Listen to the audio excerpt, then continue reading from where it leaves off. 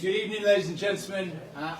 For those of you that don't know, I'm Robin Porson. I've got the honour to be the returning officer this evening.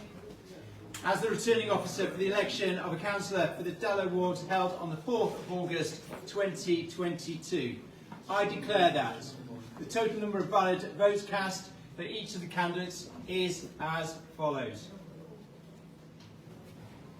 Azad Maliki Malik, Conservative and Unionist Party, 154 votes.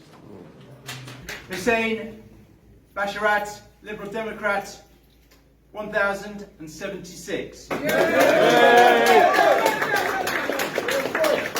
Khan Ali Alia,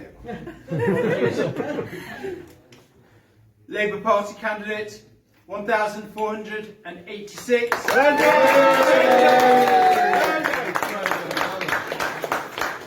Shyman Mark, Independent, 58.